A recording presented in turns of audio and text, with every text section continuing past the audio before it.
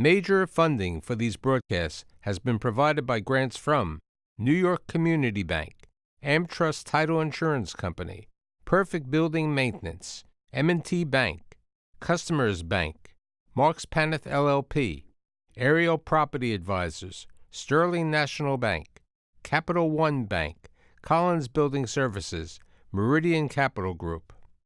Additional support has been provided by grants from AVR Realty Company, Amarant Bank, Bank of America Merrill Lynch, B6 Real Estate Advisors, Briarwood Organization, Chase Commercial Term Lending, Chase Commercial Mortgage, Citizens Bank, CPEX Real Estate Services, Douglaston Development Levine Builders, Flushing Bank, Friedman LLP, Handler Properties LLC, Handler Real Estate, Hodges Ward Elliott INC, Investors Bank, James D. Kuhn Real Estate Center at Syracuse University, Kilroy Architectural Windows, New York's Window Company, Matone Group, New Banks, Newmark Knight Frank, Optimum Window Manufacturing Corp., People's United Bank, Rockefeller Group, Rosewood Realty Services, SJP Properties, Stonehenge NYC, TD Bank, Terra CRG, the Merengoff Family Foundation,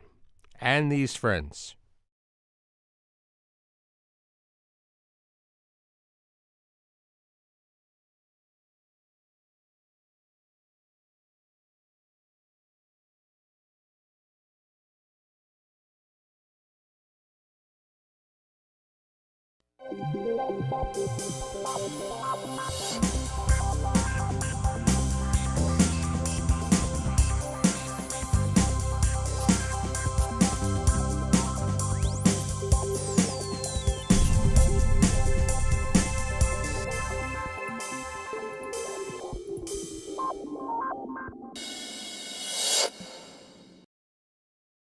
"51 years ago, this little Greek kid who was in the supermarket business started a company called the Red Apple.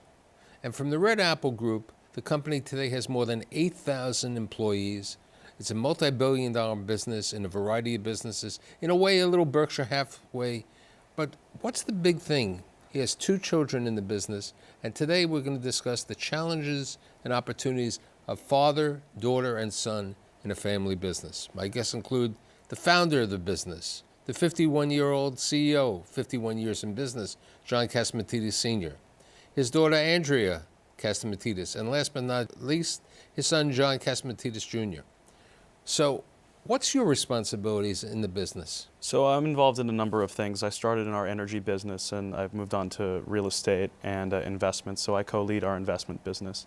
We're structured similar to a Berkshire Hathaway, as you mentioned, where we have an investment business at top and then portfolio companies underneath, various different energy assets and refining, pipelines, distribution, real estate development, management, trading, and then we also have insurance, grocery, and a few others. So we try to get involved in a number of things.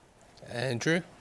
So when you work in a family business, you kind of have to be a jack of all trades, or in this situation, a Jill of all trades, I guess.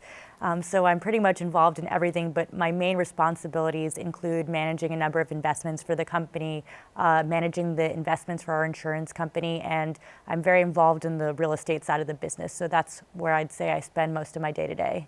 And Pops, what are you doing today? What would you say your role as the patriot, the man who's still moving the, it's like the puppeteer, you're still running the business and you're still getting involved with the decisions? Well, we have division presidents in every division.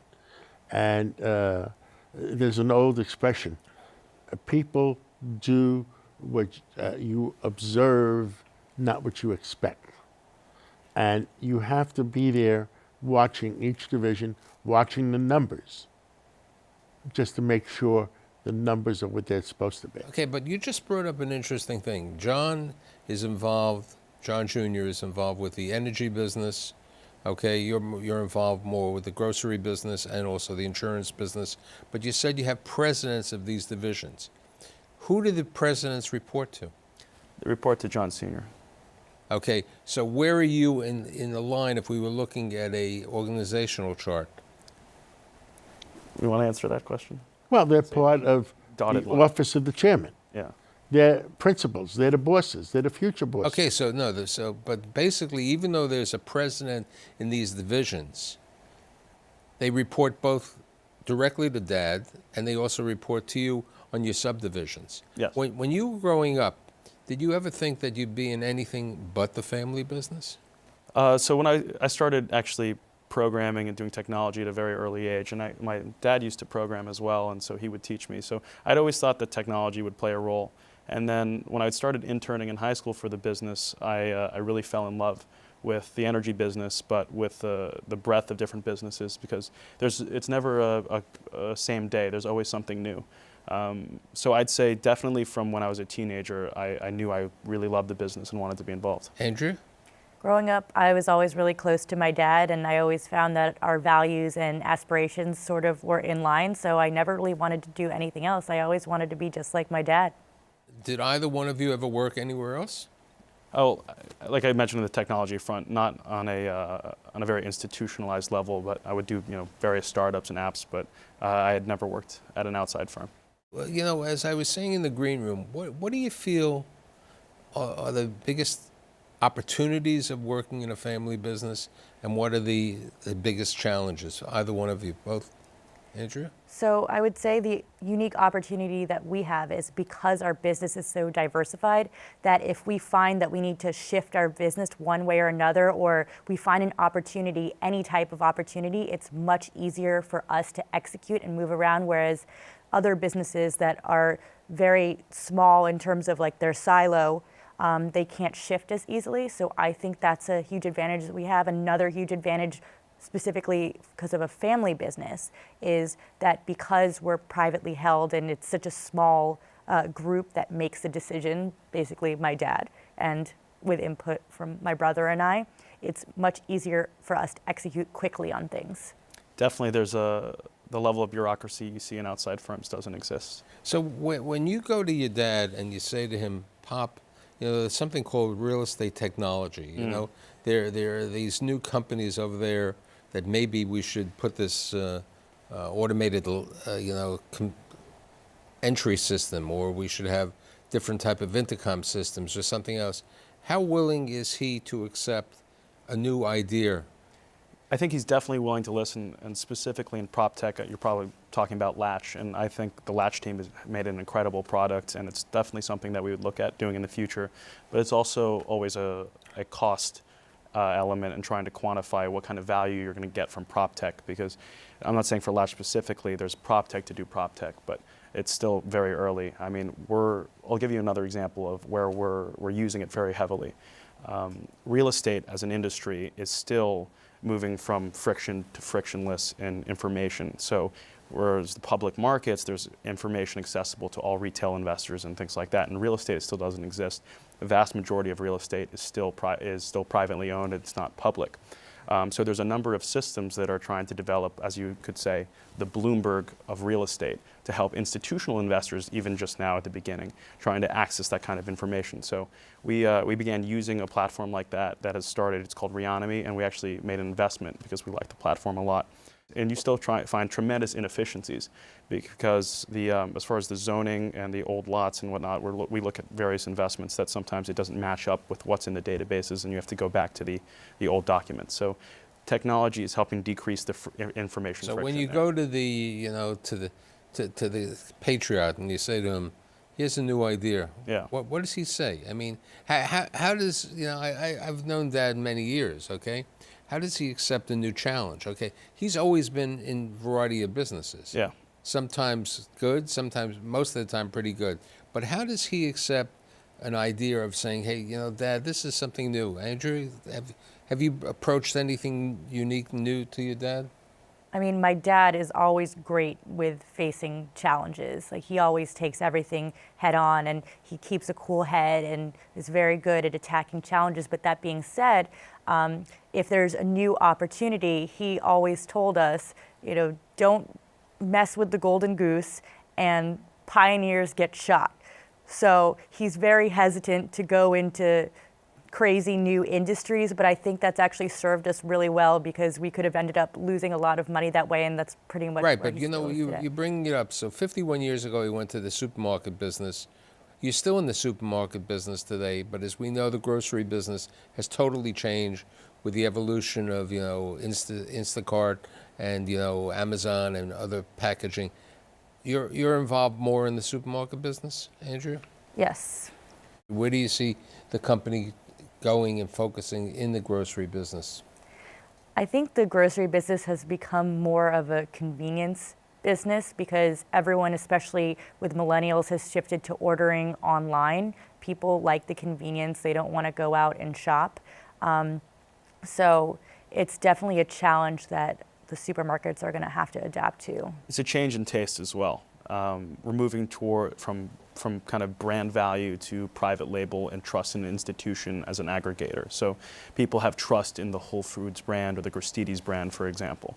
And when you go there, they know if you're giving them private label, they have trust in that private label versus a gold medal flour or some other brand premium. And you're seeing in the consumer packaged goods space margins being compressed significantly because of this trend. One thing that I did when I started off in the supermarket division was I wanted to shift towards more grab-and-go fresh products, and so we found a commissary to make all sorts of healthy meals and shift it seasonally. So you can get a pan-seared salmon with quinoa, you can get a Cornish hen with wild rice, and you can pick all of this up at your local Gristedes. Sushi bars and Sushi. Wait, Gristedes and D'Agostino. And right. these meals are just in Gristedes, but D'Agostino's is doing a great job as well.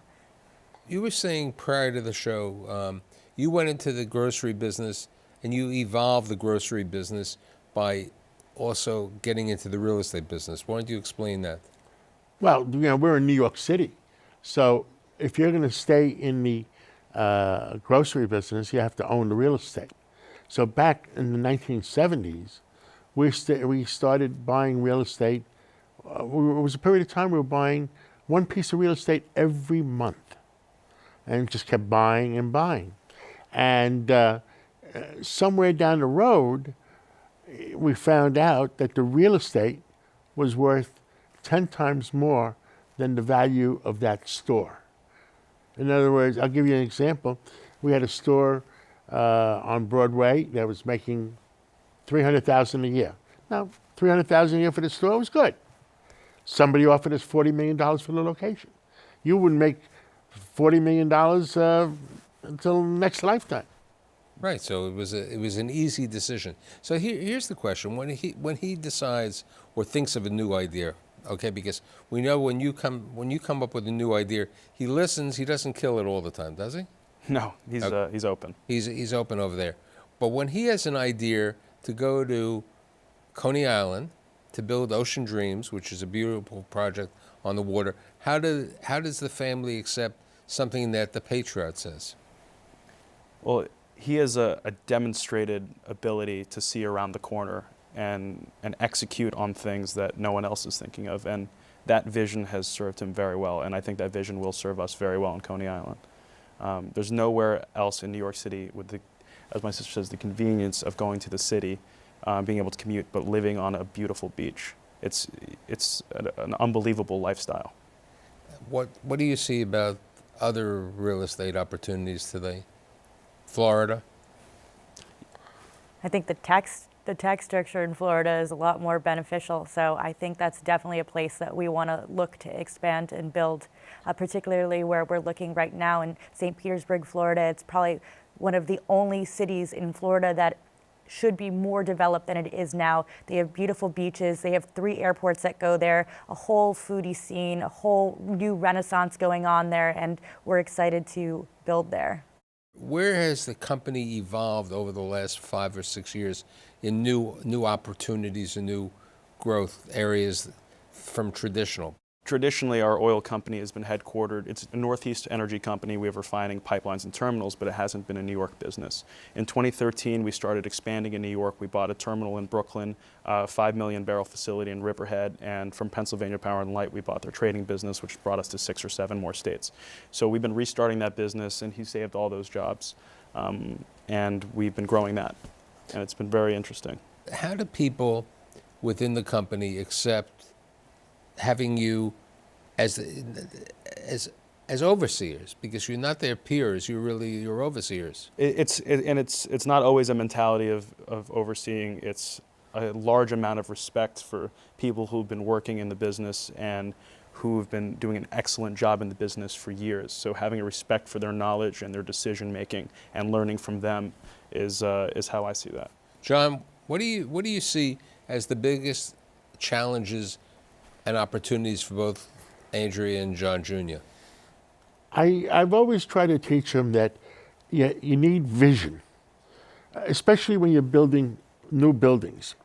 You want a wow building. And what a wow building is, when you look at it, it's so beautiful, you say, wow, I want to live there. And I try to teach them that. The other thing, the big argument we had in one of our buildings that we were building is the roof was naked. And I think roof with a view, especially the one we're building in Florida, it's going to be the tallest building in the west coast of Florida. They're going to leave the roof empty. Versus, you could have an observation tower. You could have something that adds value to the overall building. So you have to have vision, and you have to have what other people want. Why would people want to live there? You need to be able to So that's interpret. in the real estate, okay? When you went into the oil business, okay, what was your vision? And I hear from what John Jr. just said, it's changed completely, okay? Part of it was a oil company, a pipeline, but it's also in you're in the store business. You have small stores, correct? For energy? Right. Or we have Quick stops. terminal. Oh, so we've had gas stations for quite some time, but Right. Well, the vision I had there Yeah. was we had 400 convenience stores, gas stations.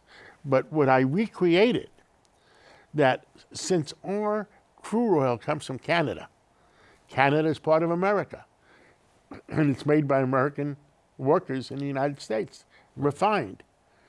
Our gasoline is made from 100% American oil. And the people loved it.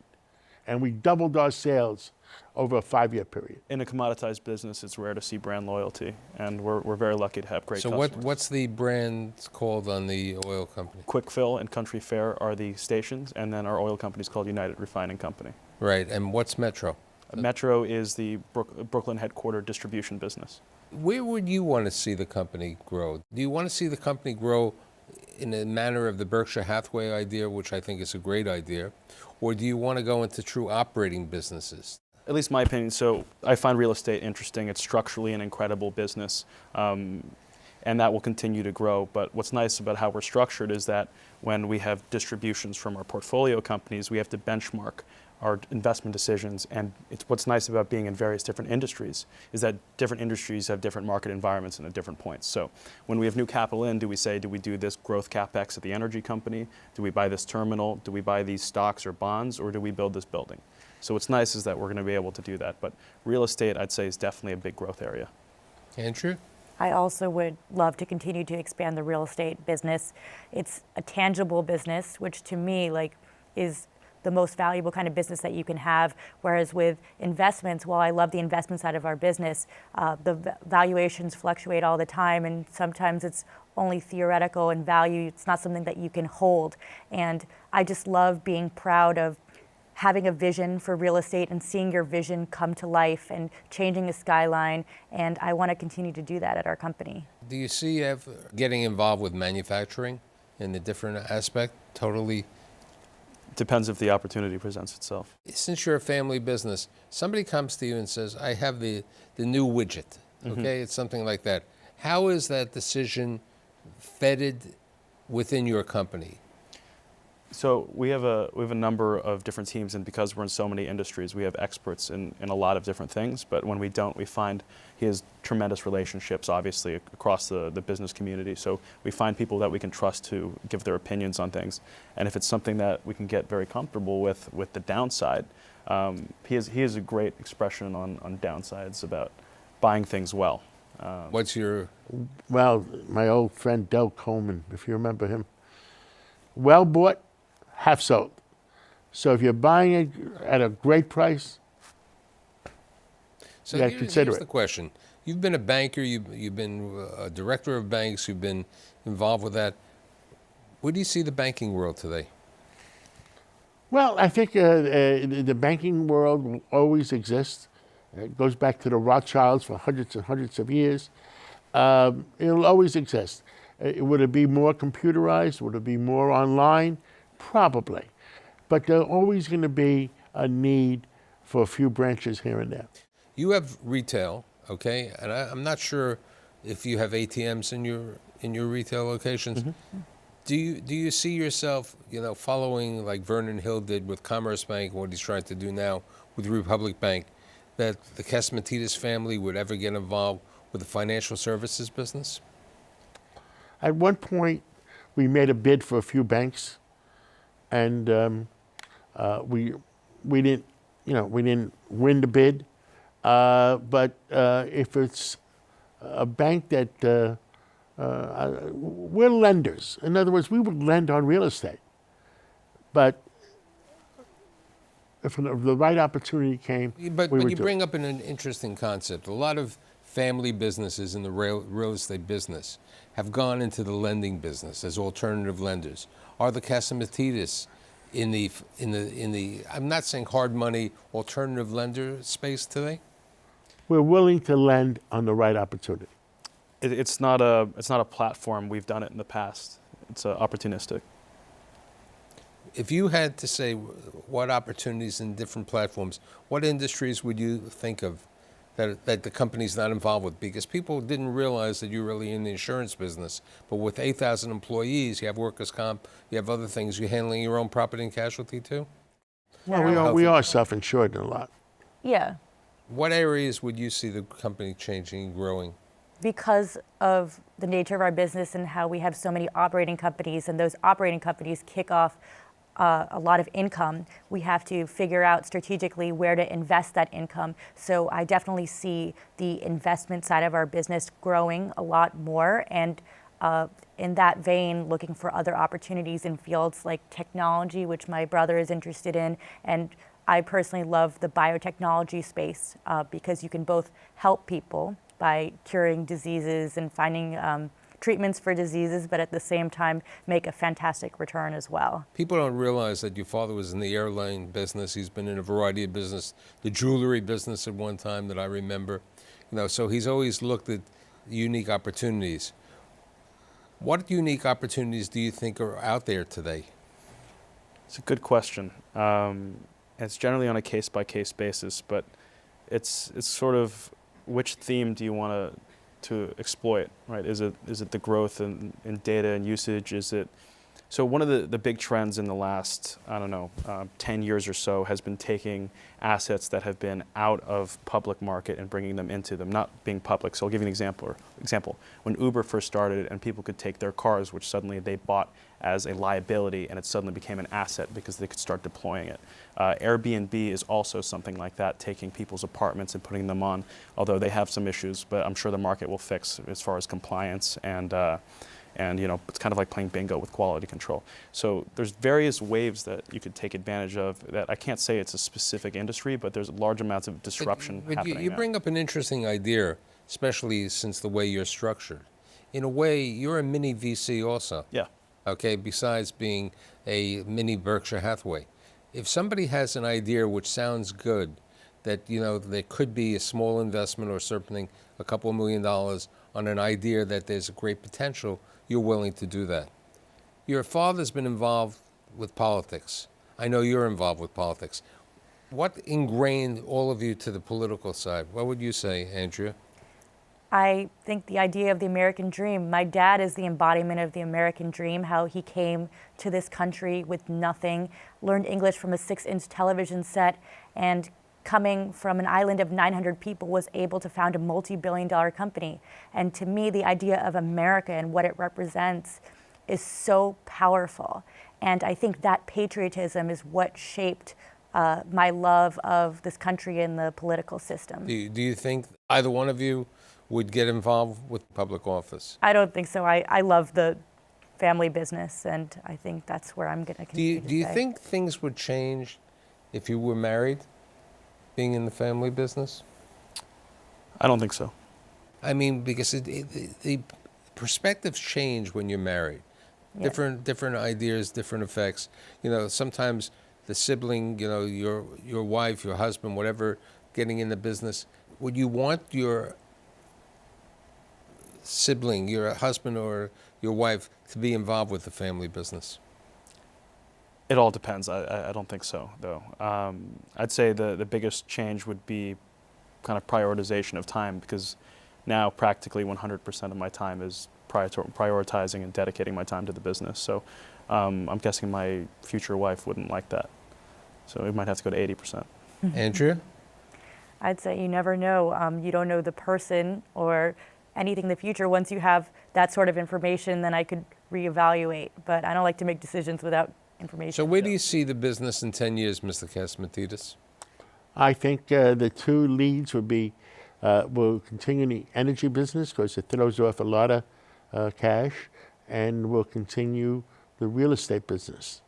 Everything others, and definitely the investment business, because when you throw out the cash from the energy business, it either goes into real estate or goes into our investment business. Okay.